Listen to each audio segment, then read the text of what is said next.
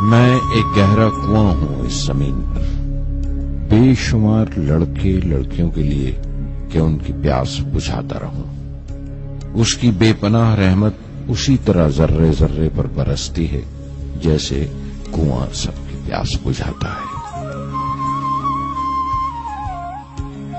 اتنی سی کہانی ہے میری، زین العابدین اور عاشی اماں کے بیٹے کی کہانی، اس لڑکے کی کہانی جو اخباریں بیچ کر اپنے بھائی کی مدد کرتا تھا، اس شاگرد کی کہانی جس کی پرورش شیو سبرمنی آئیر اور ایادورائی سولومن نے کی، اس ودیارتھی کی کہانی جسے پنڈلے ماسٹر نے تعلیم دی، ایم جی کے مینن اور پروفیسر سارا بھائی نے انجینئر کی پہچان دی، جو ناکامیوں اور مشکلوں میں پل کر سائنسدان بنا، اور اس رہنما کی کہانی جس کے ساتھ چلنے والے بے شمار قابل اور ہنرمند لوگوں کی ٹیم تھی۔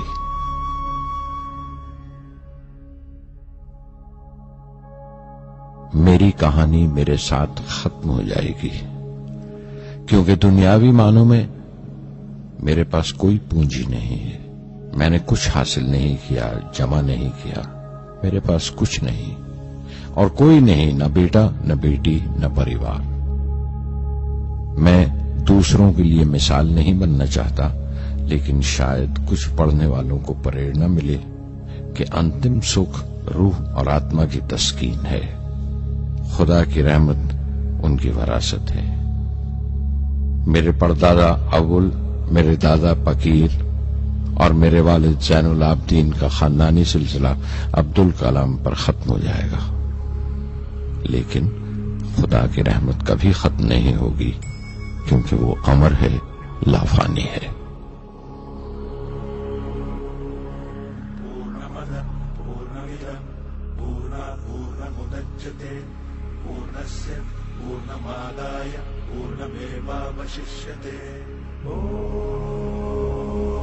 पूर्णमदः पूर्णमिदं पूर्णात् पूर्णमुदच्यते पूर्णस्य पूर्णमादाय पूर्णमेवावशिष्यते।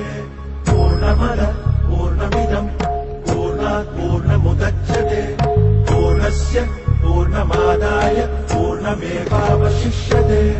पूर्णमदः पूर्णमिदं पूर्णात् पूर्णमुदच्यते पूर्णस्य पूर्णमादाय पूर्णमेवावशिष्यते।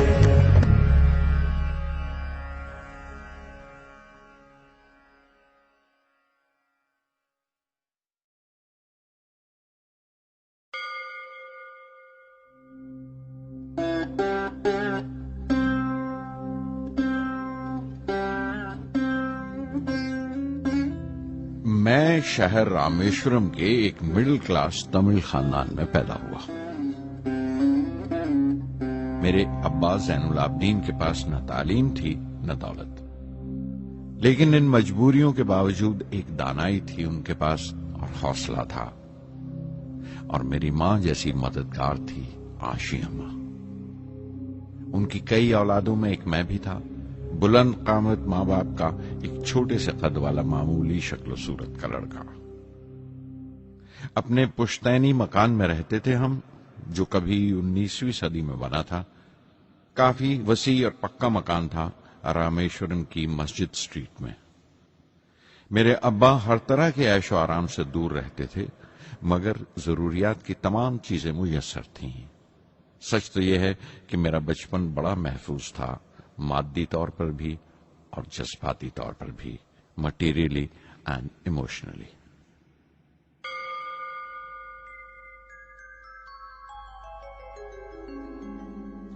رامیشورم کا مشہور شیو مندر ہمارے گھر سے صرف 10 منٹ کی دوری پر تھا۔ ہمارے علاقے میں زیادہ آبادی مسلمانوں کی تھی، پھر بھی کافی ہندو گھرانے تھے جو بڑے اتفاق سے پڑوس میں رہتے تھے۔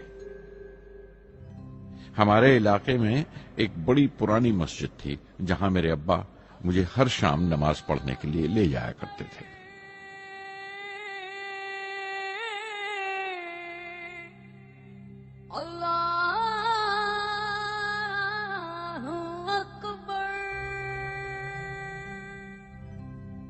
रामेश्वरम मंदिर के बड़े पुरोहित पक्षी लक्ष्मण शास्त्री मेरे अब्बा के पक्के दोस्त थे। मेरी बचपन की यादों में आंकी हुई एक याद ये भी थी कि अपने अपने रवायती लिबास में बैठे हुए वो दोनों कैसे रूहानी मसलों पर देर देर तक बातें करते रहते थे। मेरे अब्बा मुश्किल से मुश्किल रूहानी मामलों को भी तमिल की आम जबान में बयान कर लिया करते थे। एक बार मुझसे कहा था, जब आफत आए तो आफत की वजह समझने की कोशिश करो, मुश्किलें हमेशा खुद को परखने का मौका देती हैं।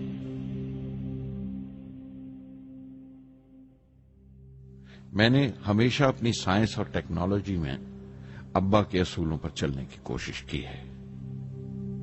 मैं इस बात पर यकीन रखता हूं कि हमसे ऊपर भी एक आला ताकत है, एक महान शक्ति है जो हमें मुसीबत, मायूसी और नाकामियों से निकालकर सच्चाई के मुकाम तक पहुंचाती है। मैं करीब 6 बरस का था जब अब्बा ने एक लकड़ी की कश्ती बनाने का फैसला किया, जिसमें वो यात्रियों को रामेश्वरम से धनुषकोडी का दौरा करा सकें, ले जाएं और वापस ले आएं। वो समंदर के साहिल पर लकड़ियां बिछाकर कश्ती का काम किया करते थे। एक और हमारे रिश्तेदार के साथ अहमद जलालुद्दीन। बाद में उनका निकाह मेरी आपा जोहरा के साथ हुआ।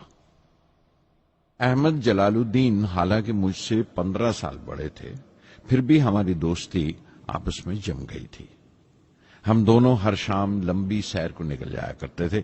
मस्जिद गली से निकलकर हमारा पहला पड़ाव शिव मंदिर हुआ करता था, जिसके गिर्द हम उतनी ही श्रद्धा से परिक्रमा करते थे जिस श्रद्धा से बाहर से आए हुए यात्री। जलालुद्दीन ज्यादा पढ़ लिख नहीं सके उनके घर के हालात की वजह से, लेकिन मैं जिस जमाने की बात कर रहा हूं, उन दिनों हमारे इलाके में सिर्फ वही एक शख्स था जो अंग्रेजी लिखना जानता था। जलालुद्दीन हमेशा तालीम याफ्ता पढ़े लिखे लोगों के बारे में बातें करते थे, साइंस की इजाद, मेडिसिन और उस वक्त के लिटरेचर का जिक्र किया करते थे। एक और शख्स जिसने बचपन में मुझे बहुत मुतासिर किया वो मेरा कजन था, मेरा चचेरा भाई शमसुद्दीन। उसके पास रामेश्वरम में अखबारों का ठेका था और सब काम अकेले ही किया करता था।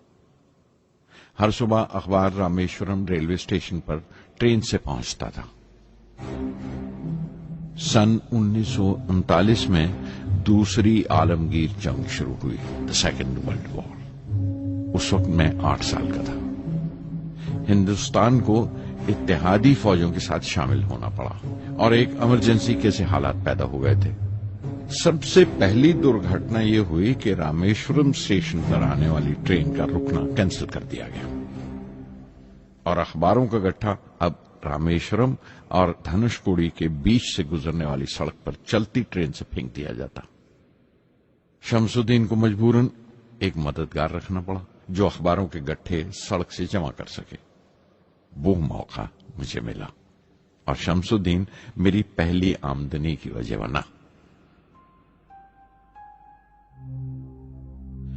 हर बच्चा जो पैदा होता है वो कुछ समाजी और आर्थिक हालात से जरूर असरअंदाज होता है और कुछ अपने जज्बाती माहौल से भी। उसी तरह उसकी तरबियत होती है। मुझे दयानतदारी और सेल्फ डिसिप्लिन अपने अब्बा से विरासत में मिला था और मां से अच्छाई पर यकीन करना और रहमदिली। लेकिन जलालुद्दीन और शमसुद्दीन की सोहबत से जो असर मुझ पर पड़ा, उससे सिर्फ मेरा बचपन ही महज अलग नहीं हुआ, बल्कि आइंदा जिंदगी पर भी उसका बहुत बड़ा असर पड़ा।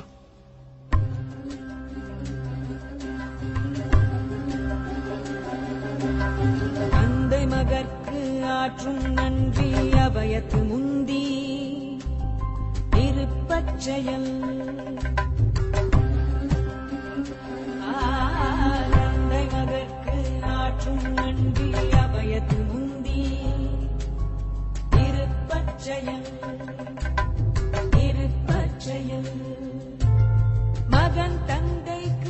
ஆற்றும் உதவி இவன் தந்தை என்னோற்றான்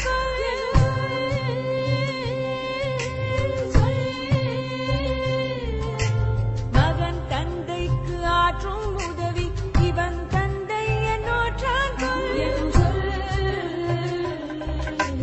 தந்தை மகற்கு ஆற்றும் நன்றி அபயத்து முந்தி இருப்பச் செயல்.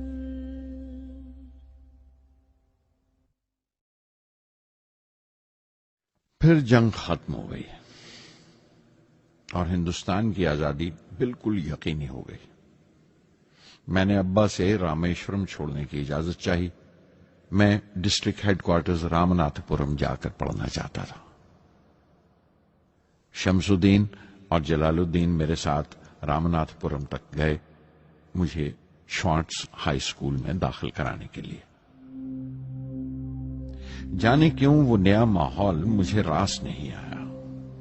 रामनाथपुरम बड़ा मसरूफ शहर था और करीब 50,000 की आबादी थी, लेकिन रामेश्वरम का सुकून और इत्मीनान कहीं नहीं था.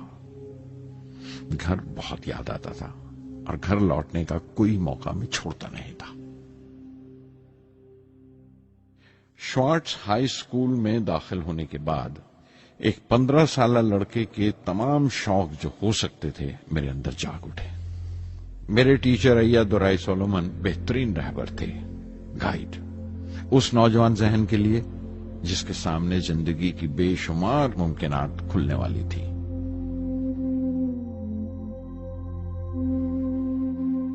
रामनाथपुरम के उस अरसे क़याम में उनसे मेरा रिश्ता उस्ताद शागिर्द या गुरु शिष्य से भी आगे निकल गया.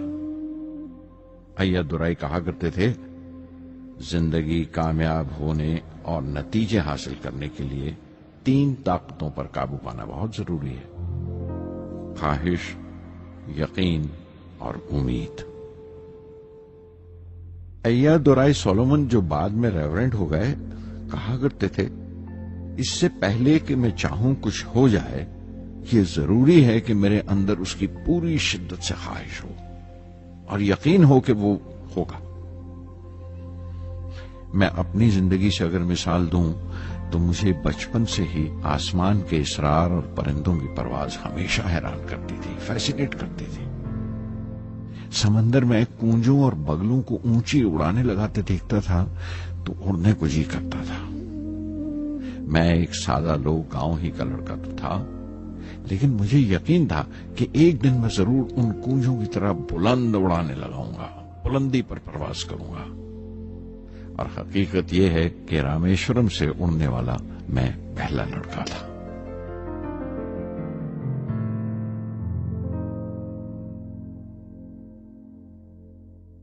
श्वार्ट्ज स्कूल में तालीम खत्म करते करते मेरे अंदर खुद एतमादी बस चुकी थी और मुझे यकीन था कि मैं जरूर कामयाबी हासिल करूंगा. मैं तालीम आगे जारी रखूंगा, उसमें कोई दूसरा ख्याल नहीं था. सन 1950 में मैं इंटरमीडिएट पढ़ने के लिए सेंट जोसेफ कॉलेज ट्रिची में दाखिल हो गया. जब बीएससी डिग्री के लिए मैंने सेंट जोसेफ कॉलेज में दाखिला लिया तो हायर एजुकेशन के माने सिर्फ इतने ही जानता था.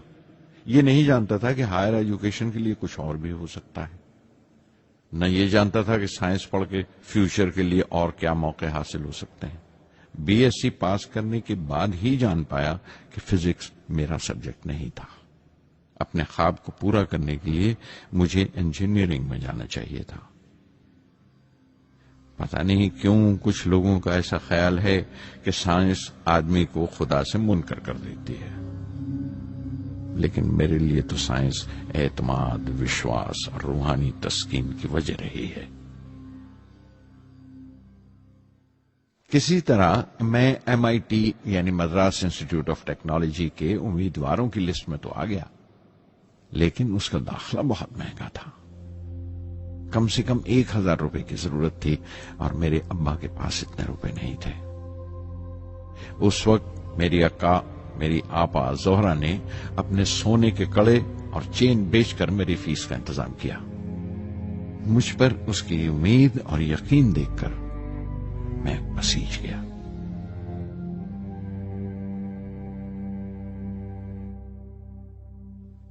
MIT میں سب سے زیادہ مزہ آیا. وہاں 2 ہوائی جہاز رکھے دیکھ کر جو اڑان سے بری کر دیے گئے تھے، مجھے ان کی طرف ایک عجیب سا کھچاؤ محسوس ہوتا تھا. اور جب سب لڑکے ہاسٹل لوٹ جاتے تھے، میں کئی گھنٹے ان کے پاس بیٹھا رہتا تھا. فرسٹ ایئر مکمل کرنے کے بعد جب مجھے اپنے زیادہ خصوصی مضمون چننا تھے، یعنی اپنی اسپیشل برانچ کا چناؤ کرنا تھا، تو میں نے فورن ایروناٹیکل انجینئرنگ کا چناؤ کر لیا.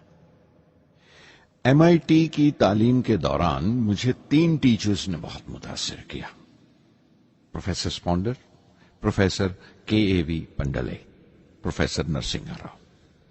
پروفیسر اسپونڈر ٹیکنیکل ایروڈائنامکس سکھاتے تھے. ایروناٹیکل انجینئرنگ میں داخلے سے پہلے میں نے ان سے صلاح لی تھی. انہوں نے سمجھایا تھا کہ مجھے مستقبل کا فیصلہ کرنے سے پہلے مستقبل کی ممکنات کے بارے میں نہیں سوچنا چاہیے، بلکہ سوچنا چاہیے ایک اچھی بنیاد کے لیے اور اپنے رجحان اور اشتیاق کے بارے میں کہ اس میں کتنی شدت ہے، میرے ایپٹیچیوڈز اور ایسپریشن میں کتنی انٹینسٹی ہے. میں خود بھی ہونے والے انجینئرنگ اسٹوڈنٹس سے کہنا چاہتا ہوں کہ جب وہ اپنا اسپیشلائزیشن کا چناؤ کریں تو یہ دیکھیں کہ ان میں کتنا شوق ہے، کتنا اتساہ ہے اور لگن ہے اس شعبے میں جانے کے لیے. پروفیسر KAV پنڈلے نے مجھے ایرو اسٹرکچر ڈیزائن سکھایا اور اس کا تجزیہ بھی، وشلیشن، انالیسس بھی. وہ بڑے خوش دل اور دوست ٹیچر تھے اور ہر سال کوئی نہ کوئی نیا طریقہ، نیا نظریہ لے کر آتے تھے کورس میں. پروفیسر نرسنگھ راؤ میتھمیٹیشین تھے. وہ ایروڈائنامکس کی تھیوری سکھایا کرتے تھے. ان کی کلاس میں داخل ہو کر مجھے میتھمیٹیکل فزکس باقی تمام سبجیکٹس سے زیادہ اچھا لگنے لگا.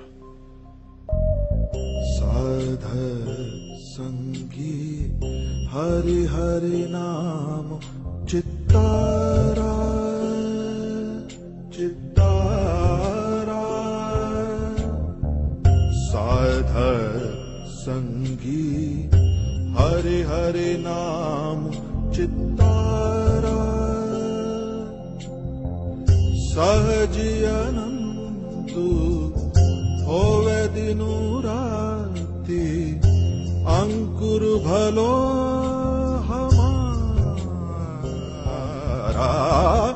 سادھر سنگی سادھر سنگی.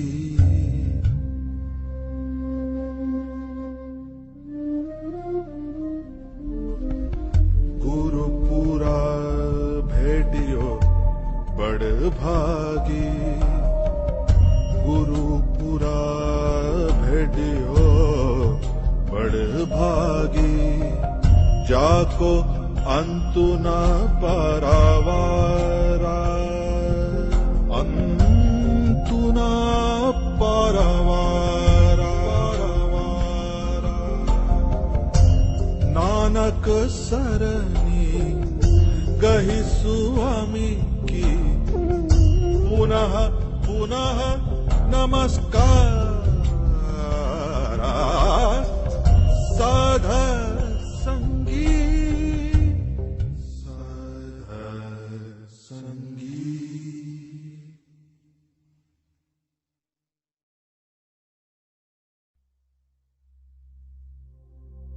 MIT سے میں بنگلور کے ہندوستان ایروناٹکس لمیٹڈ HAL میں بطور ٹرینی داخل ہو گیا.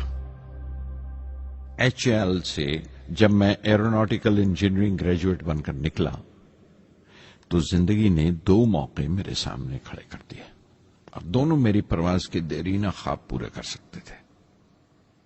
ایک موقع تھا ایئر فورس کا، دوسرا منسٹری آف ڈیفنس میں directorate of technical development and production کا. میں نے دونوں میں عرضی بھیج دی اور بیک وقت دونوں سے انٹرویو کا بلاوا آ گیا. ایئر فورس کے لیے مجھے دہرادون بلایا گیا تھا اور ڈیفنس کے لیے دہلی. میرے دونوں مقام 2000 کلومیٹر کے فاصلے پر تھے. یہ پہلا موقع تھا میرا اپنے وسیع اور وراٹ وطن کو دیکھنے کا. کھڑکی پر بیٹھا میں اس دیش کی سرزمین کو پاؤں تلے سے بہتا ہوا دیکھ رہا تھا. حیران تھا کہ اتر کی طرف سفر کرتے ہوئے ایک ہی ملک کا لینڈسکیپ کیسے کیسے بدلتا چلا جاتا ہے۔ میں 1 ہفتہ دہلی میں ٹھہرا، ڈیفنس منسٹری کا انٹرویو دیا، انٹرویو اچھا ہوا تھا۔ وہاں سے میں دہرادون گیا ایئر فورس سلیکشن بورڈ کے انٹرویو کے لیے۔ 25 امیدواروں میں 9ویں نمبر پر آیا۔ میرا دل بیٹھ گیا، بہت مایوس ہوا اور کئی دن تک افسوس رہا کہ ایئر فورس میں جانے کا موقع میرے ہاتھ سے نکل گیا۔ میں رشی کیش چلا گیا، دل پر یہ بوجھ لے کر کہ آنے والے دن بڑے سخت ہوں گے۔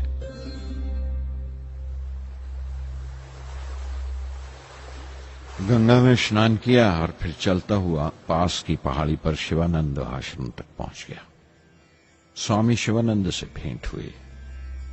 دیکھنے میں بالکل گوتم بدھ لگتے تھے، سفید دودھیا دھوتی اور پاؤں میں لکڑی کی کھڑاؤں۔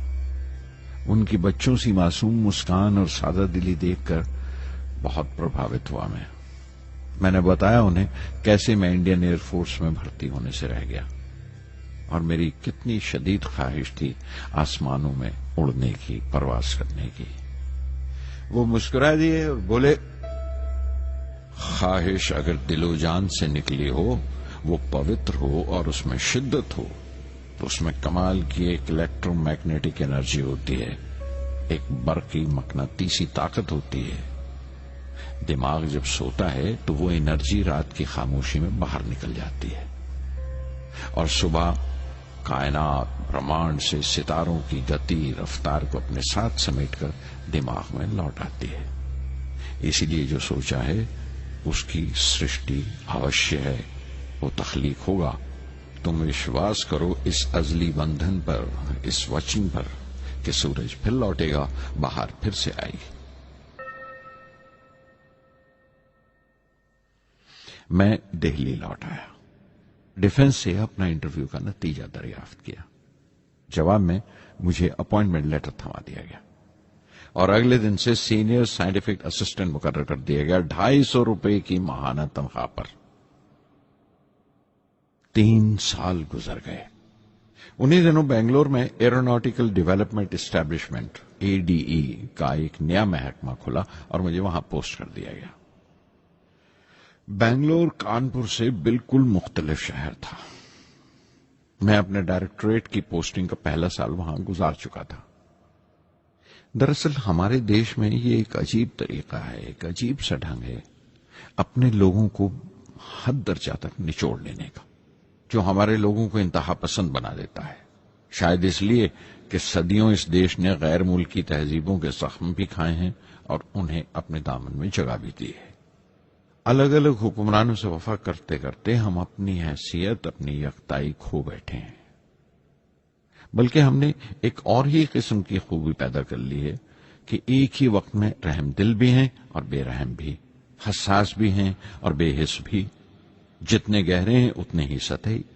اوپر سے دیکھو تو ہم بڑے خوش رنگ اور خوبرو نظر آتے ہیں، لیکن کوئی غور سے دیکھے تو اپنے حکمرانوں کی ایک بے ڈھب نقل سے زیادہ کچھ نہیں ہے۔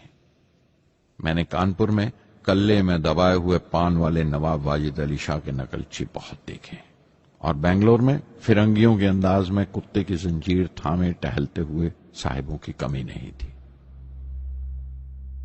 بنگلور میں رہ کر میں رامیشورم کی سکون اور گہرے شانت واتاورن کے لیے ترستا تھا۔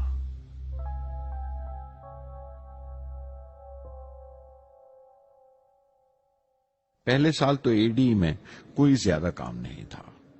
ایک پروجیکٹ ٹیم بنائی تھی کہ 3 سالوں میں ایک سودیشی ہاور کرافٹ تیار کریں، اور وہ وقت سے پہلے تیار ہو گیا۔ نندی اس کا نام رکھا گیا، شیو کی سواری کے آدھار پر۔ اس کا ڈیزائن ہماری امید سے زیادہ اچھا تھا، لیکن میں سخت مایوس ہوا جب آپسی کنٹروورسیز کی بنا پر سارا پروجیکٹ بالائے طاق رکھ دیا گیا، بند کر دیا گیا۔ Professor MGK Menon, Tata institute of fundamental research کے ڈائریکٹر، ایک روز اچانک ہی ہماری جانچ پڑتال کو آ پہنچے۔ نندی کا ذکر نکلا، مجھ سے پوچھ تاچھ کرتے ہوئے انہوں نے خواہش ظاہر کی ایک 10 منٹ کی اڑان کے لیے۔ اس کے 1 ہفتہ بعد کی بات ہے، مجھے انکوسپار سے بلاوا آ گیا، the Indian committee for space research. میں ممبئی چلا گیا راکٹ انجینئر کی پوسٹ کے لیے انٹرویو دینے۔ میرا انٹرویو لینے والے ڈاکٹر وکرم سارا بھائی اور پروفیسر ایم جی کے مینن کے علاوہ مسٹر سراف تھے، جو اس وقت ایٹمک انرجی کمیشن کے ڈپٹی سیکرٹری کے عہدے پر تھے۔ ڈاکٹر سارا بھائی کی گرم جوشی نے پہلی ہی ملاقات میں میرا دل موہ لیا۔ اگلے ہی دن مجھے خبر مل گئی کہ میں چن لیا گیا۔ مجھے انکوسپار میں راکٹ انجینئر کی حیثیت سے شامل کر لیا گیا تھا۔ سن 1962 کے دیرینہ حصے میں کہیں انکوسپار نے تھمبا میں ایکویٹوریل راکٹ لانچنگ اسٹیشن بنانے کا فیصلہ کیا۔ تھمبا کیرلا میں تریویندرم سے پرے ایک دور دراز کے اونگتے سے گاؤں کا نام ہے۔ ہندوستان میں یہ ماڈرن راکٹ بیسڈ ریسرچ کی ایک دبی سی ابتدا تھی، ہلکی سی شروعات۔ اس کے فوراً بعد ہی مجھے 6 ماہ کے لیے امریکہ بھیج دیا گیا، ناسا میں راکٹ لانچنگ کی ٹریننگ کے لیے۔ جانے سے پہلے میں تھوڑا سا وقت نکال کر رامیشورم گیا۔ میرے ابا میری اس کامیابی کے لیے بہت خوش ہوئے اور مجھے اسی مسجد میں لے جا کر شکرانے کی نماز ادا کی۔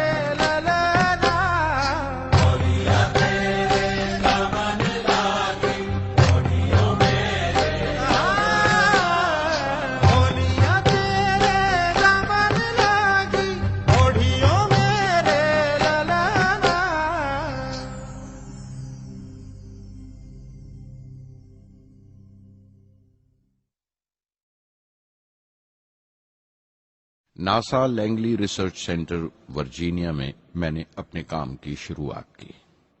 بعد میں گودارڈ اسپیس فلائٹ سینٹر میری لینڈ چلا گیا۔ میں اپنا امپریشنز امریکنز کے بارے میں بینجامن فرینکلن کے اس جملے سے بیان کر سکتا ہوں: جن باتوں سے تکلیف ہوتی ہے ان سے تعلیم بھی ملتی ہے۔ ہندوستانی تنظیموں میں، یہاں کی آرگنائزیشنز میں ایک بڑی مشکل ہے۔ جو اوپر ہیں وہ بڑے مغرور ہیں، اپنے سے چھوٹوں کی، جونیئرز اور سب آرڈینیٹس کی رائے لینا اپنی حد تک سمجھتے ہیں۔ کوئی شخص بھی اپنی خوبی دکھا نہیں سکتا اگر آپ اسے ملامت ہی کرتے رہیں۔ اصول اور پابندی اور سختی اور ظلم کے بیچ کی لائن بڑی مہین ہے، باریک ہے، اس کی پہچان بہت ضروری ہے۔ میں جیسے ہی ناسا سے لوٹا، فوراً بعد ہندوستان کا پہلا راکٹ لانچ واقع ہوا، 21 نومبر سن 1963۔ وہ ساؤنڈنگ راکٹ تھا، نام نائکی اپیچی۔ نائکی اپیچی کی کامیابی کے بعد پروفیسر سارا بھائی نے اپنی آرزو، اپنے ایک خواب کا اظہار کیا، ایک Indian satellite launch vehicle ISLV کا سپنا۔ ہندوستانی راکٹ کا خواب 20ویں صدی میں ایک طرح سے 18ویں صدی کا خواب بھی کہلا سکتا ہے، جو ٹیپو سلطان نے دیکھا تھا۔ ٹیپو سلطان کی فوج میں 27 بریگیڈ تھے جو خشون کہلاتے تھے، اور ہر ایک بریگیڈ میں ایک دستہ تھا راکٹ مین کا جو ساتھ رہا کرتا تھا اور جرکس کہلاتا تھا۔ جب ٹیپو سلطان مارا گیا تو انگریزوں نے 700 راکٹس اور 900 راکٹ کے سب سسٹمز برآمد کیے 1799 میں تیروکناہلی کی جنگ کے بعد۔ وہ راکٹس ولیم کانگریو نے انگلینڈ بھیجوا دیے جانچ پڑتال کے لیے، اس کی تکنیک سمجھنے کے لیے، جسے آج کی سائنسی زبان میں ہم ریورس انجینئرنگ کہتے ہیں۔ ٹیپو سلطان کی موت کے ساتھ उस ख्वाब की भी मौत हो गई, कम से कम 150 साल के लिए। पंडित जवाहरलाल नेहरू की बदौलत वो रॉकेटरी का ख्वाब एक बार फिर हिंदुस्तान में जिंदा हुआ। प्रोफेसर साराभाई ने उस ख्वाब को हकीकत बनाने की जिम्मेदारी अपने सर ले ली। बहुत से तंग नजर लोगों को एतराज था इस बात पर कि इस मुल्क में जहां लोगों को 2 वक्त की रोटी नसीब नहीं होती, वहां इन स्पेस उड़ानों को, इन खलाई तहरीकों को क्यों तरजीह दी जा रही है। लेकिन प्रधानमंत्री पंडित नेहरू और प्रोफेसर साराभाई के नजरिए में किसी किस्म का मुबालगा नहीं था। उनके नजरिए बिल्कुल साफ थे कि अगर दुनिया के मुल्कों में और दुनिया के मसलों में कोई हिस्सा लेना है, शिरकत करनी है, हिंदुस्तान को कोई हैसियत हासिल करनी है, तो साइंस और टेक्नोलॉजी की तरक्की और खुद मुख्तारी, सेल्फ रिलायंस अशद जरूरी है। और उनका मकसद ताकत का मुजाहिरा हरगिज नहीं था। सहज पके सो मीठा होए।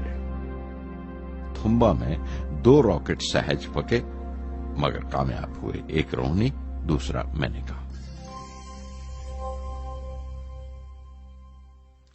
अगला साल लगा ही था जब प्रोफेसर साराभाई ने मुझे दिल्ली बुला भेजा। एक मीटिंग थी और मीटिंग में ग्रुप कैप्टन वीएस नारायणन से मेरा तारुफ कराया गया, जो एयर हेडक्वार्टर्स से थे। प्रोफेसर साराभाई ने रेटो तैयार करने का इरादा जाहिर किया, rocket assisted take off system, एक मिलिट्री एयरक्राफ्ट जो रॉकेट की मदद से उड़ाया जा सके बड़ी छोटी सी जगह में। शाम तक ये खबर भी आम हो गई कि हिंदुस्तान एक खुद साख्ता मिलिट्री एयरक्राफ्ट तैयार कर रहा है और मैं उस प्रोजेक्ट का मुख्तार हूं, जिम्मेदार हूं। मैं कई तरह के जज्बात से भर गया, खुश भी था, शुक्रगुजार भी, खुशकिस्मत भी, और एक एहसास हुआ तकमील का, फुलफिलमेंट का। 19वीं सदी के एक शायर की ये सतरें बहुत याद आई। हर दिन के लिए तैयार रहो, हर दिन को एक तरह ही मिलो, जब ओखली हो बर्दाश्त करो, जब दस्ता हो तो वार करो। रेटो पे काम करते हुए 2 अहम वाकयात हुए। पहला तो यह था कि अपने देश में पहली बार स्पेस रिसर्च का 10 साला प्रोग्राम तैयार हुआ, जिसके ऑथर थे प्रोफेसर साराभाई। मेरे लिए वो एक ऐसा रूमानी मैनिफेस्टो था जैसे स्पेस से इश्क करने वाले किसी शायर की रूमानी नज्म हो, जैसे कोई अपने देश के आसमान से इश्क करने लगा हो। और दूसरा वाकया मिनिस्ट्री ऑफ डिफेंस में मिसाइल पैनल का तैयार होना। नारायणन और मैं, हम दोनों उस पैनल के मेंबर थे। उस वक्त तक भविष्य की आने वाली एसएलवी सैटेलाइट लॉन्च व्हीकल का नाक नक्शा भी तैयार हो चुका था। प्रोफेसर साराभाई अपने देरीना ख्वाब को ताबीर देने के लिए कुछ और साथियों का चुनाव कर चुके थे। मैं खुद को खुशकिस्मत समझता हूं कि मुझे उस प्रोजेक्ट का लीडर चुना गया। उस पर प्रोफेसर साराभाई ने मुझे एक और जिम्मेदारी भी सौंपी कि लॉन्च की 4थी स्टेज मैं ही डिजाइन करूं। ये मामूल था, मेरा आदत थी कि हर मिसाइल पैनल की मीटिंग के बाद मैं जाकर प्रोफेसर साराभाई को पूरी तफसील, पूरी रिपोर्ट देता था। दिल्ली में ऐसी ही एक मीटिंग के बाद 23 दिसंबर 1971 को मैं त्रिवेंद्रम लौट रहा था और उस दिन प्रोफेसर साराभाई थुम्बा में एसएलवी का मुआयना करने गए हुए थे। दिल्ली एयरपोर्ट के लाउंज से मैंने उन्हें फोन किया, पैनल मीटिंग की तफसील बताई। प्रोफेसर साराभाई ने मुझे कहा कि मैं त्रिवेंद्रम एयरपोर्ट पर उनका इंतजार करूं। मैं जब त्रिवेंद्रम पहुंचा तो फिजा में एक मातम बिछा हुआ था। मुझे खबर दी गई कि प्रोफेसर साराभाई नहीं रहे। चंद घंटे पहले दिल का दौरा पड़ने से उनका इंतकाल हो गया। मैं थर्रा के रह गया। चंद घंटे पहले ही तो मैंने उनसे बात की थी। मेरे लिए वो बहुत बड़ा सदमा था। प्रोफेसर साराभाई मेरी नजर में इंडियन साइंस के राष्ट्रपिता हैं, जैसे राष्ट्र के पिता महात्मा गांधी हैं। انہوں نے اپنی ٹیم سے رہنما پیدا کیے اور خود اپنے عمل سے ان کے لیے مثال ثابت ہوئے.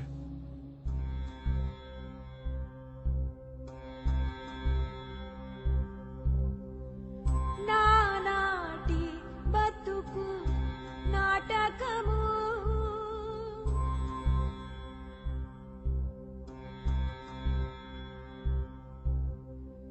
నానాటి బతుకు నాటకము కానక కన్నది కైవల్యము కానక కన్నది కైవల్యము నానాటి బతుకు నాటకము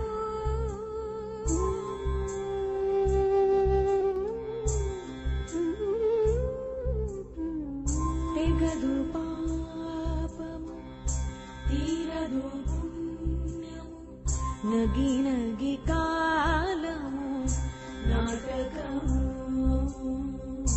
తెగదు పాపము తీరదు పుణ్యము నగి నగి కాలము నాటకము యగువన శ్రీ వెంకటేశ్వరుడేలిగే యగువన శ్రీ వెంకటేశ్వరుడేలిగే గగనము మీదిది కైవల్యము గగనము మీదిది కైవల్యము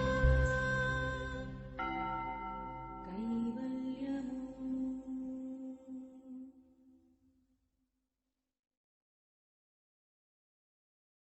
कुछ अरसा प्रोफेसर एम.जी. के मेनन ने स्पेस रिसर्च का काम संभाला. बिलाखिर प्रोफेसर सतीश धवन को Indian space research organisation ISRO की जिम्मेदारी सौंप दी गई. तुम्बा का पूरा कॉम्प्लेक्स एक बड़े पैमाने पर स्पेस सेंटर बना दिया गया और Vikram Sarabhai space centre VSSC का नाम दिया गया. जिसने वो सेंटर कायम किया था उसी के नाम से उस जगह की श्रद्धांजलि पेश की गई. मशहूर मेटलर्जिस्ट डॉक्टर ब्रह्म प्रकाश VSSC के पहले डायरेक्टर मुकर्रर हुए. कोई भी शख्स अपनी जिम्मेवारी में तभी कामयाब हो सकता है अगर वो बारसूख हो, मोतबर हो और अपने फैसलों के लिए उसे सही हद तक आजादी हो. शायद निजी जिंदगी में भी तसल्ली का यही एक रास्ता है. आजादी और जिम्मेवारी एक साथ हो तभी वो तस्कीन और खुशी का बायस हो सकती है. और जाती आजादी हासिल करने के लिए मैं 2 रास्ते तजवीज कर सकता था जो मैंने इख्तियार किए.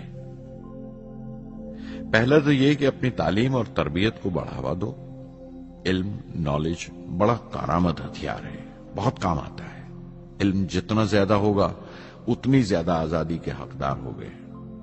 इल्म वो पूंजी है जो कोई छीन नहीं सकता. टीम की रहनुमाई तभी मुमकिन है अगर आपकी जानकारी मुकम्मल हो, अप टू डेट हो.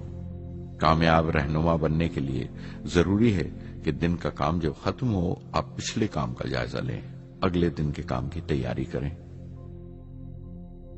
दूसरा तरीका यह है कि अपने काम को अपना फख्र समझें, गर्व समझें और जरूरी है कि अपने अंदर की शक्ति की सही जानकारी हो.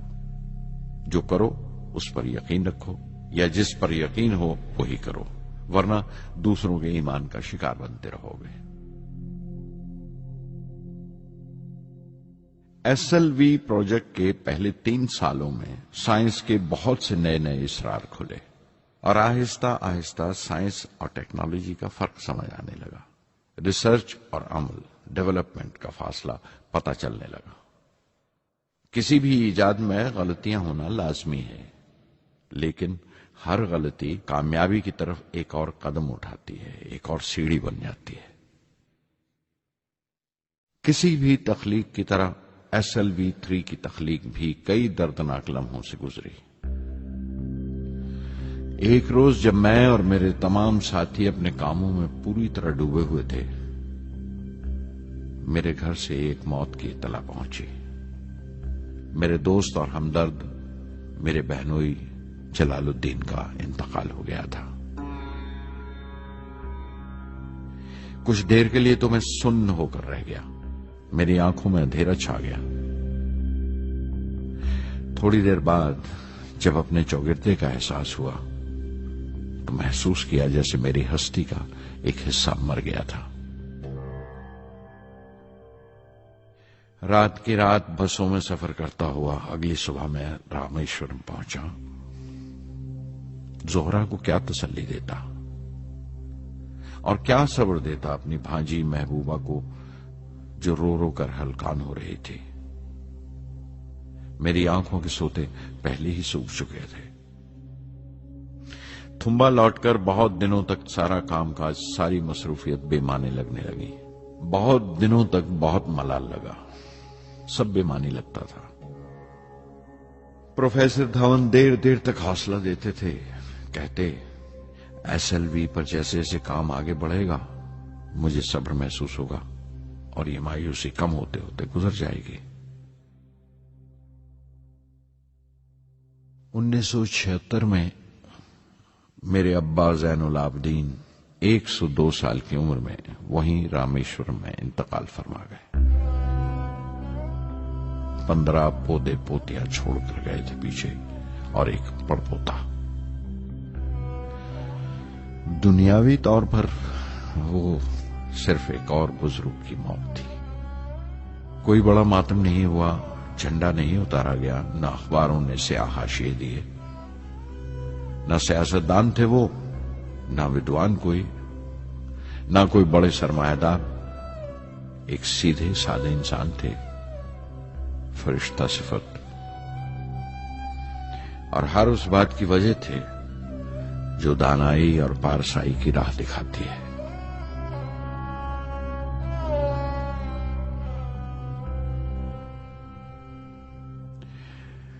میں بہت دیر تک اپنی ماں کے پاس بیٹھا رہا چپ چاپ، اور جب اٹھا تھمبا لوٹنے کے لیے تو اس نے روندھے گلے سے دعائیں دی مجھے.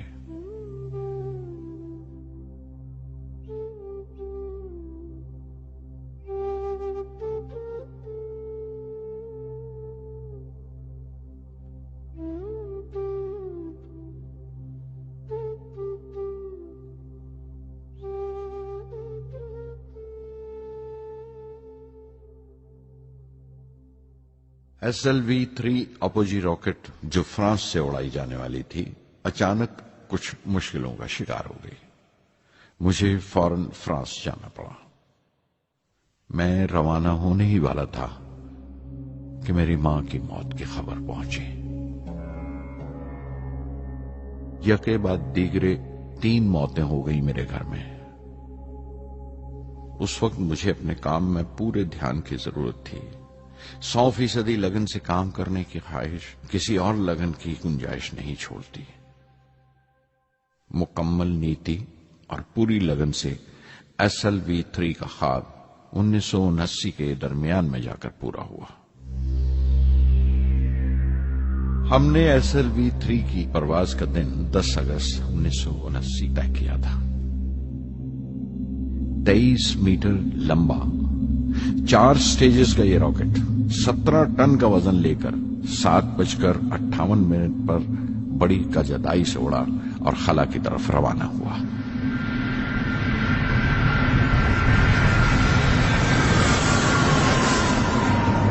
پہلی سٹیج ہر طرح سے پختہ نکلی اور بڑے آرام سے راکٹ دوسری سٹیج میں داخل ہو گیا. ہم سب دم بخود رہ گئے، سانس روکے بیٹھے تھے. ہمارے برسوں کا خواب آسمان کی طرف سفر کر رہا تھا. اچانک ہمارے خواب میں درار آئی، ہمارا سکوت ٹوٹا، ہماری خاموشی ٹوٹی. دوسری سٹیج قابو سے باہر ہونے لگی تھی. 317 سیکنڈ کے بعد پرواز ٹوٹ گئی. میری محنت اور امید چوتھی سٹیج کو ساتھ لے کر تمام ملبہ سری ہری کوٹا سے 560 کلومیٹر دور سمندر میں جا کے گرا.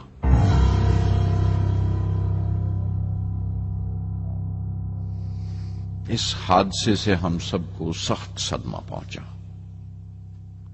میں غم و غصے سے بھر گیا، نچڑ گیا، بالکل جسمانی طور پر بھی اور ذہنی طور پر بھی.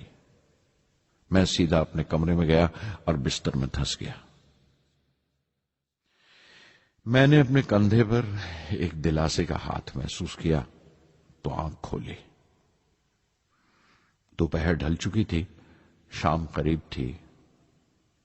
ڈاکٹر برہم پرکاش میرے سراہنے بیٹھے تھے۔ ان کی اس ہمدردی نے چھو لیا مجھے۔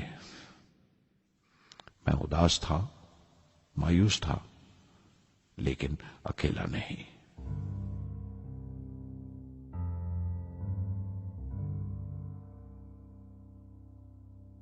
ہر شخص تکنیکی جمع تفریق اور بحث مباحثے کے بعد مطمئن ہو چکا تھا، سنتشٹ ہو چکا تھا، لیکن مجھے اطمینان نہ آیا اور مسلسل بے چین رہا۔ میں بے ساختہ کھڑا ہو گیا اور اعتراف کیا پروفیسر دھون کے سامنے، سر، میرے ساتھیوں کو ناکامیابی کی وجہ دریافت ہو جانے سے اطمینان ہو گیا، لیکن میں اسے کافی نہیں سمجھتا۔ اس مشن کے ڈائریکٹر کی حیثیت سے اس غلطی کو بھی میں اپنی ذمہ داری سمجھتا ہوں۔ SLV-3 کی ناکامیابی کی ذمہ داری میری ہے۔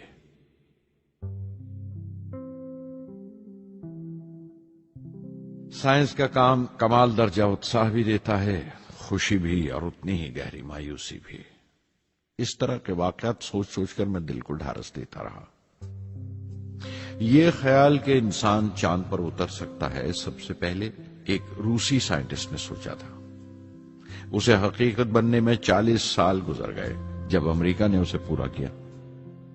پروفیسر چندر شیکھر نے چندر شیکھر لمٹ کا آوشکار کیا تھا 1930 میں، جب کیمبرج میں پڑھ رہے تھے، لیکن 50 سال بعد انہیں اسی ڈسکوری پر نوبل پرائز ملا۔ وان برون اپنی سیٹرن لانچ وہیکل سے آدمی کو چاند پر اتارنے سے پہلے کتنی ساری ناکامیوں سے گزرے ہوں گے۔ پہاڑ کی چوٹی پر اترنے سے پہاڑ پر چڑھنے کا تجربہ نہیں ملتا۔ زندگی پہاڑ کی چڑھانوں پر ملتی ہے، چوٹی پر نہیں۔ چڑھانوں پر ہی تجربے ملتے ہیں اور زندگی منچتی ہے اور ٹیکنالوجی ترقی کرتی ہے۔ چوٹی پر پہنچنے کی کوشش ہی میں چڑھانوں کا علم حاصل ہوتا ہے۔ میں ایک ایک قدم چلتا رہا، چڑھتا رہا چوٹی کی طرف۔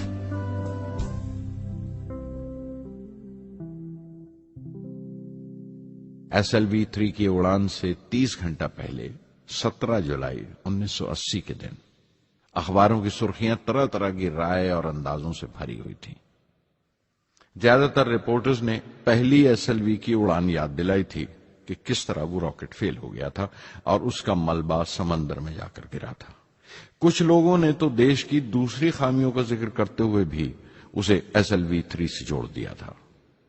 میں جانتا تھا کہ اگلے دن کا نتیجہ ہمارے فیوچر کے اسپیس پروگرام کا فیصلہ کرنے والا ہے۔ مختصر یہ کہ ساری قوم کی نظریں ہم پر گڑی ہوئی تھیں۔ 18 جولائی 1980 صبح 8:03 پر ہندوستان کا پہلا سیٹلائٹ لانچ وہیکل اڑا۔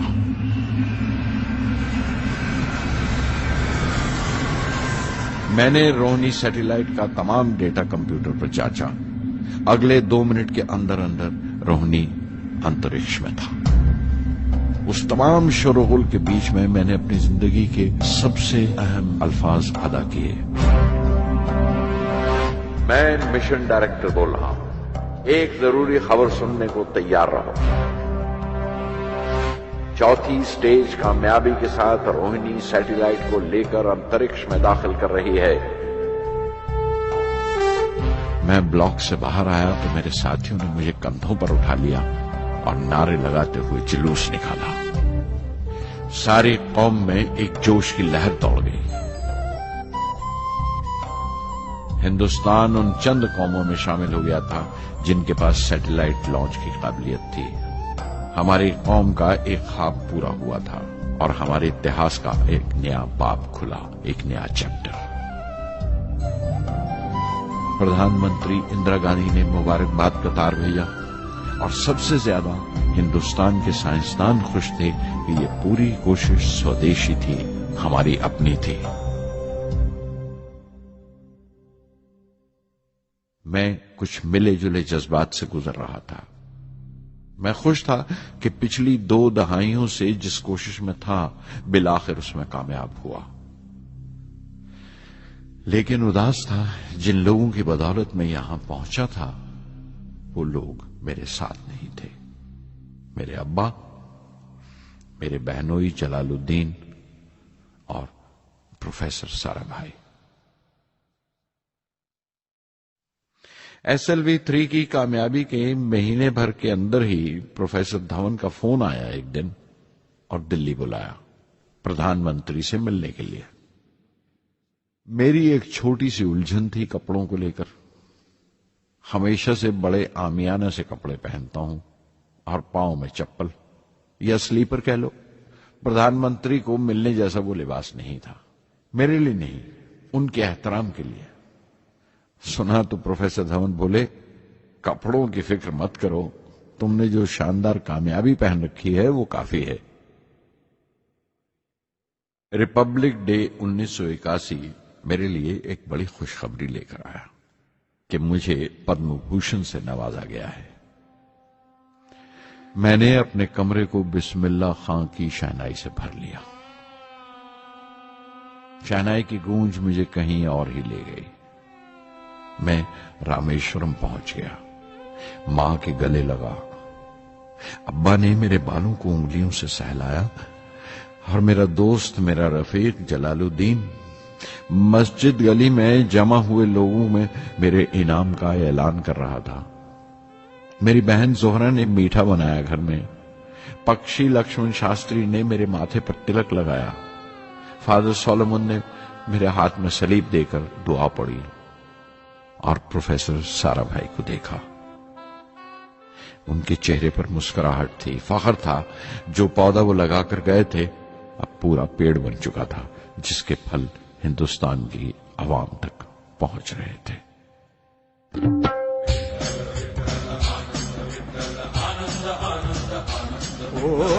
آنند سے ڈوہی آنند ترنگ، آنند سے ڈوہی آنند ترنگ، آنند چی انگ آنند سے آنند چی انگ آنند سے آنند سے ڈوہی آنند ترنگ، آنند سے ڈوہی آنند ترنگ۔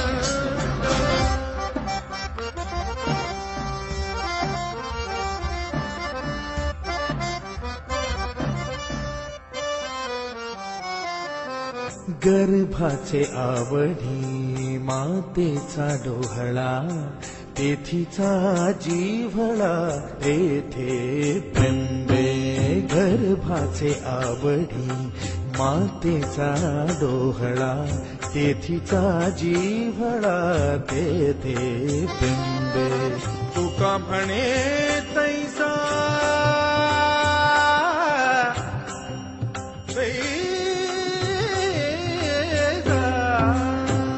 म्हणे तैसा ओतलाचे ठसा, अनुभव सरिसा मुखाला। आनंदाचे डोई आनंद तरंग, आनंदाची अंग आनंदाचे आनंदाचे डोई आनंद तरंग।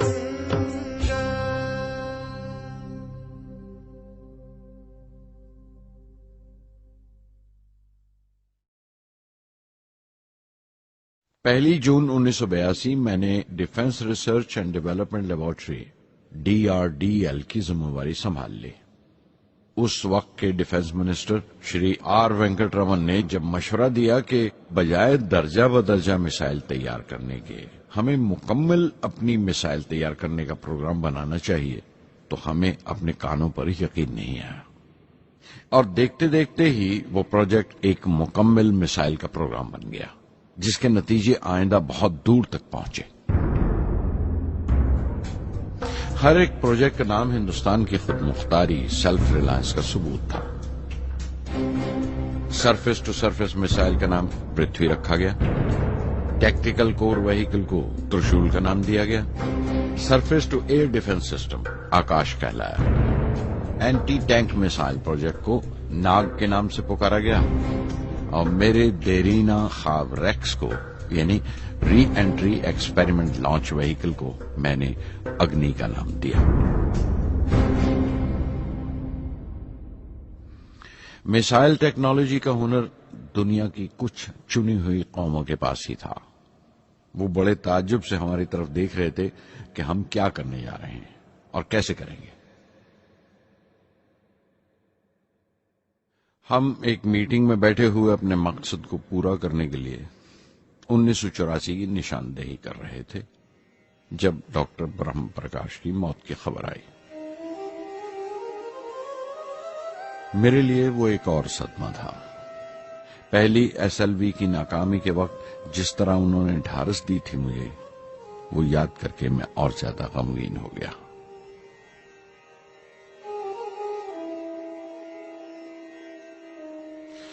प्रोफेसर साराभाई अगर वीएसएससी के निर्माता थे, बनाने वाले थे, तो डॉक्टर ब्रह्म प्रकाश उसके आमिल थे, एग्जीक्यूटर थे।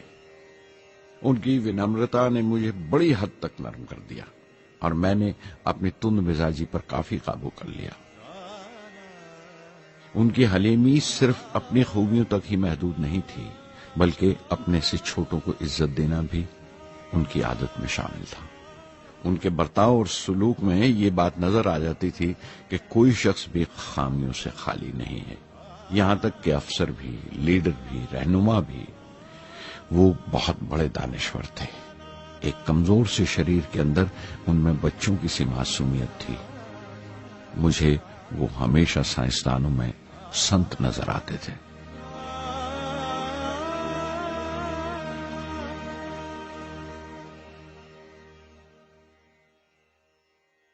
पृथ्वी का काम अपनी तकमील को पहुंच रहा था जब हम 1988 में दाखिल हुए। 25 फरवरी 1988 सुबह 11:23 पर पृथ्वी की पहली परवाज वाक़िअ हुई। हमारे मुल्क में वो एक ऐतिहासिक मौका था। पृथ्वी सिर्फ एक सरफेस टू सरफेस मिसाइल ही नहीं, बल्कि आइंदा आने वाली तमाम किस्म की मिसाइल का बुनियादी नक्शा भी था, फ्यूचर का मॉड्यूल था वो। पृथ्वी ने हमारे आस पड़ोस के मुल्कों को दहला दिया। मगरबी यानी वेस्टर्न मुल्कों को पहले तो हैरत हुई, फिर गुस्से का इजहार किया और पाबंदी लगा दी इंडिया के लिए कि वो ऐसी कोई चीज बाहर के मुल्कों से न खरीद सकें जो उनके मिसाइल प्रोग्राम में इस्तेमाल हो सकती हो या काम आ सकती हो। मिसाइल की इजाद में हिंदुस्तान की खुद मुख्तारी ने दुनिया के तमाम तरक्की याफ्ता मुल्कों को परेशान कर दिया। अग्नि की टीम में 500 से ज्यादा साइंसदान शामिल थे। अग्नि की परवाज 20 अप्रैल 1989 तय पाई थी। लॉन्च की तमाम तैयारियां मुकम्मल हो चुकी थीं और हिफाजत के लिए यह फैसला किया गया था कि लॉन्च के वक्त आसपास के तमाम गांव खाली करा दिए जाएं। अखबारात और दूसरी मीडिया ने इस बात को बहुत उछाला। 20 अप्रैल पहुंचते पहुंचते तमाम मुल्क की नजरें हम पर टिकी हुई थीं। दूसरे मुल्कों का दबाव बढ़ रहा था कि हम इस तजुर्बे को मुलतवी कर दें या खारिज कर दें, लेकिन सरकार मजबूत दीवार की तरह हमारे पीछे खड़ी रही और किसी तरह हमें पीछे नहीं हटने दिया। परवाज से सिर्फ 14 सेकंड्स पहले हमें कंप्यूटर ने रुकने का इशारा किया।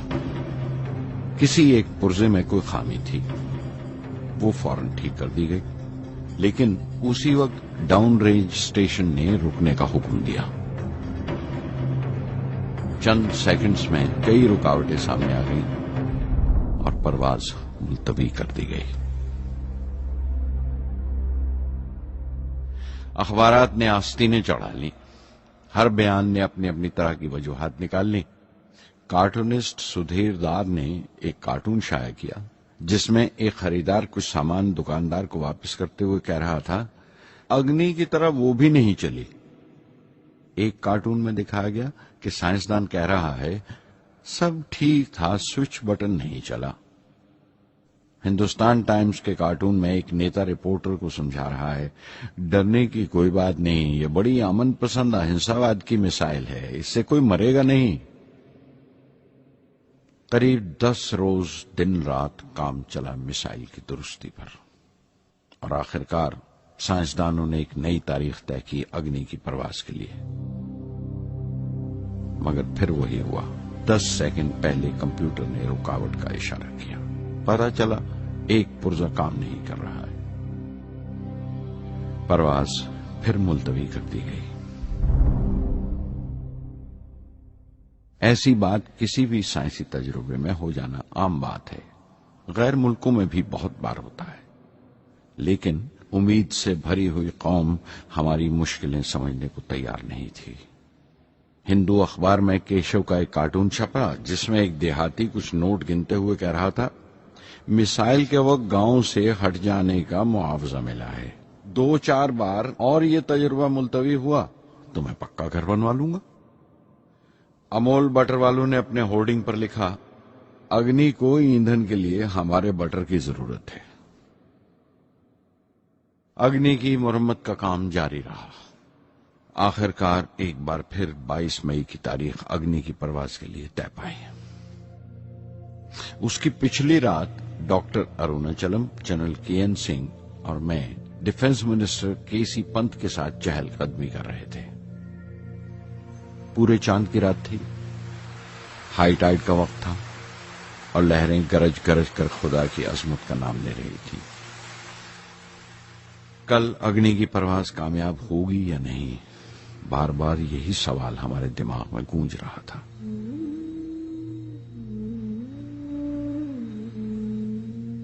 ڈیفنس منسٹر نے ایک لمبی خاموشی کو توڑتے ہوئے پوچھا، کلام، کل اگنی کی کامیابی منانے کے لیے کیا چاہتے ہو تم؟ میں کیا چاہتا تھا؟ کیا تھا جو نہیں تھا میرے پاس؟ اپنی خوشی کے اظہار کے لیے مجھے کیا کرنا چاہیے؟ اور اچانک مجھے جواب مل گیا، ہم 1,00,000 پیڑوں کی کونپلیں لگائیں گے، میں نے کہا، اور ان کے چہرے پر رونق آ گئی۔ تم اپنی اگنی کے لیے دھرتی ماں کا آشیرواد چاہتے ہو، بولے، کل یہی ہوگا۔ انہوں نے پیشن گوئی کی۔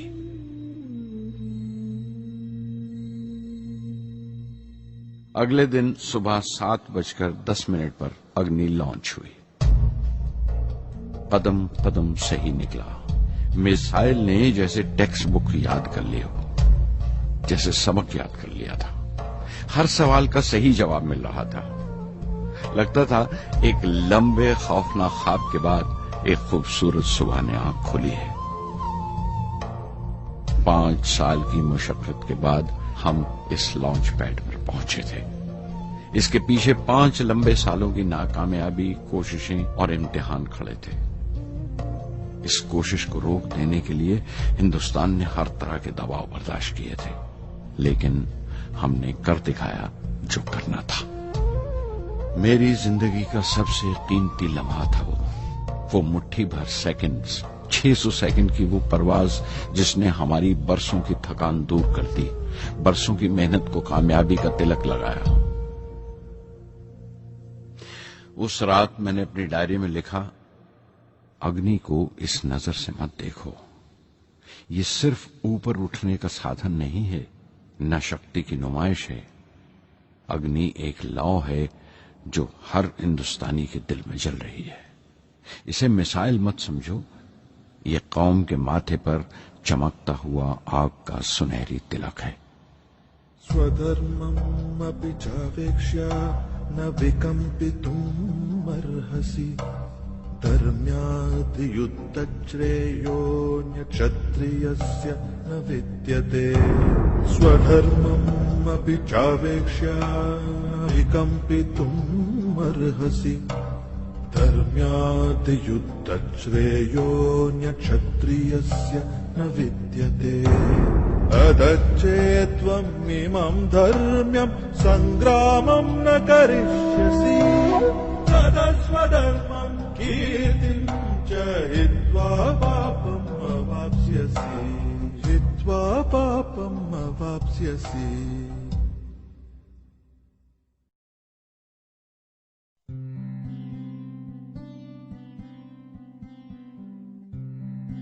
1990 کے ریپبلک ڈے پر دیش نے میسائل پروگرام کی کامیابی کا جشن منایا. مجھے پدم وبھوشن سے نوازا گیا اور ڈاکٹر اروناچلم کو بھی. 10 سال پہلے پدم بھوشن کی یادیں ایک بار پھر ہری ہو گئیں. رہن سہن میرا اب بھی ویسا ہی تھا جیسا تب تھا. 10 بائی 12 کا ایک کمرہ کتابوں سے بھرا ہوا اور کچھ ضرورت کا فرنیچر جو کرائے پر لیا تھا. فرق اتنا ہی تھا کہ تب یہ کمرہ تریویندرم میں تھا، اب حیدرآباد میں. ویٹر میرا ناشتہ لے کر آیا، اڈلی اور چھاچھ، اور آنکھوں میں ایک خاموش مسکراہٹ. مبارکباد کی. میں اپنے ہم وطنوں کی اس نوازش سے چھلک گیا.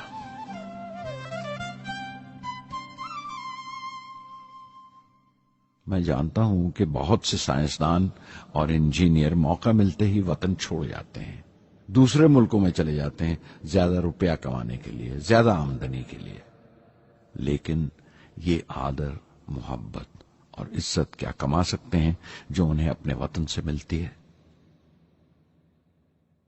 15 اکتوبر 1991 میں 60 سال کا ہو گیا. مجھے اپنے ریٹائرمنٹ کا انتظار تھا. چاہتا تھا کہ غریب بچوں کے لیے ایک اسکول کھولوں. یہ وہ دن تھے جب میں نے سوچا کہ اپنی زندگی کے تجربے، مشاہدے اور وہ تمام باتیں قلم بند کروں جو دوسروں کے کام آ سکیں. ایک طرح سے اپنی سوانح عمری لکھوں، اپنی جیونی.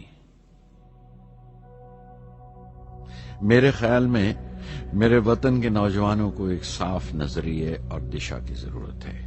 تبھی یہ ارادہ کیا کہ میں ان تمام لوگوں کا ذکر کروں جن کی بدولت میں یہ بن سکا جو میں ہوں. مقصد یہ نہیں تھا کہ میں کچھ بڑے بڑے لوگوں کے نام لوں، بلکہ یہ کہ کوئی شخص کتنا بھی چھوٹا کیوں نہ ہو اسے حوصلہ نہیں چھوڑنا چاہیے. مسئلے، مشکلیں زندگی کا حصہ ہیں اور تکلیفیں کامیابی کی سچائیاں ہیں. جیسا کہا ہے کسی نے، خدا نے یہ وعدہ نہیں کیا کہ آسمان ہمیشہ نیلا ہی رہے گا. زندگی بھر پھولوں سے بھری راہیں ملیں گی. خدا نے یہ وعدہ نہیں کیا کہ سورج ہے تو بادل نہیں ہوں گے، خوشی ہے تو غم نہیں، سکون ہے تو درد نہیں ہوگا. مجھے ایسا کوئی غرور نہیں کہ میری زندگی سب کے لیے ایک مثال بنے گی، مگر یہ ہو سکتا ہے کہ کوئی مایوس بچہ کسی گمنام سی جگہ پر جو سماج کے کسی معذور حصے سے تعلق رکھتا ہو یہ پڑھے اور اسے چین ملے. یہ پڑھے اور اس کی امید روشن ہو جائے.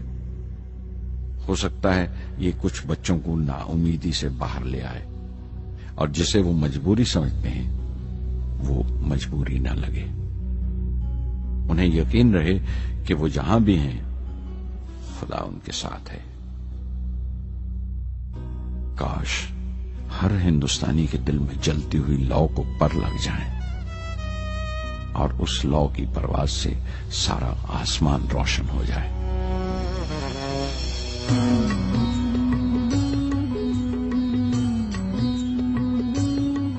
یہ زمین میری، میرا آسماں بڑا خوبصورت ہے جہاں.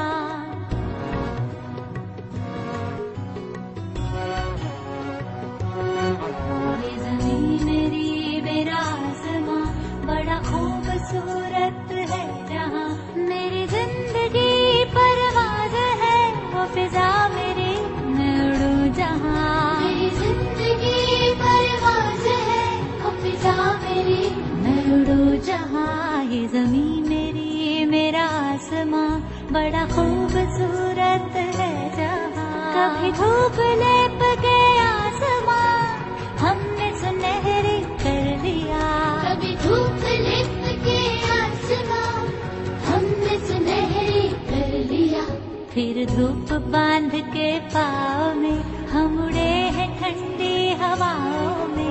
زمین میری، میرا آسماں بڑا خوبصورت ہے جہاں. کبھی وقت اٹھا کے سروں پہ ہم اور آگ لے کے پروں پہ ہم.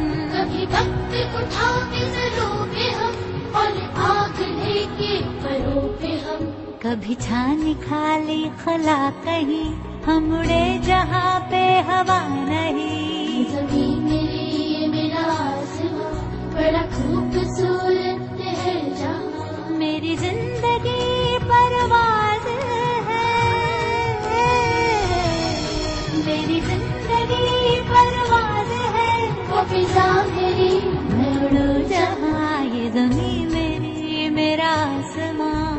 بڑا خوبصورت ہے جہاں. یہ زمین یہ میرا آسماں بڑا خوبصورت ہے جہاں.